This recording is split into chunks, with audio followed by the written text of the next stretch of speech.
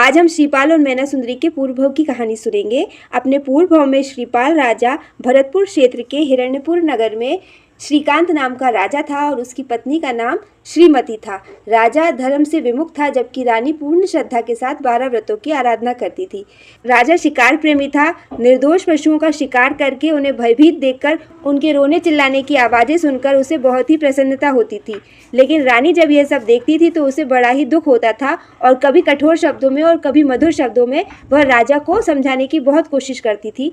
लेकिन स्वभाव से ही नास्तिक होने के कारण राजा की क्रूरता बढ़ती गई थी। एक बार 700 सैनिकों के साथ राजा शिकार करने के लिए गया। वहां वन में उसने एक साधु को देखा और देखते ही मुनि को कोड़ी कोड़ी कहकर चिढ़ाने लगा। 700 सुभट भी राजा की देखा देखी मुनिराज को बुरा भला कहने लगे। किसी ने उन पर पत्थर फेंके, किसी ने लाठी से पीटा। इस तरह से यातना देने के बाद उन्हें बहुत ही आनंद आया और इस तमाशे को देखकर राजा भी बहुत हंसता रहा। अंत में वे सभी नगर में लौट आए।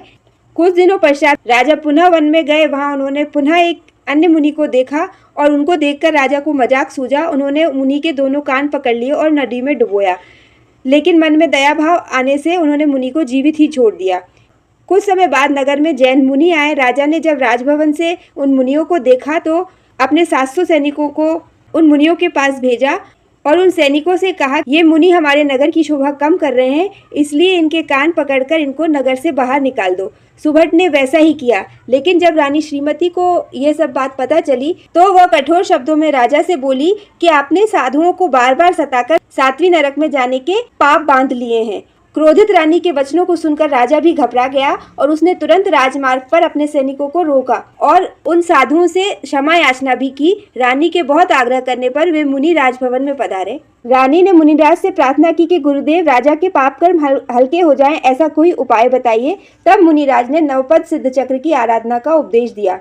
मुनि का उपदेश सुनकर राजा का हृदय कुछ नर्म और सरल बन गया और उन्होंने रानी के साथ नवपद जी की उली की और 700 सुभटों ने राजा रानी के तप की अनुमोदना की।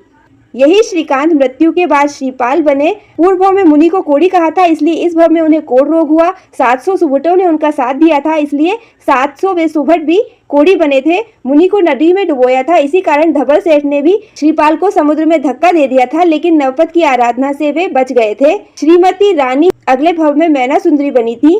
श्रीमती रानी की 8 सखियां थीं। उन्होंने धर्म की अनुमोदना की थी, इसी कारण इस भव में वे मैना सुंदरी के साथ श्रीपाल की पत्नियां बनी थी और 700 सुभट मरकर क्षत्रिय कुल में उत्पन्न हुए थे।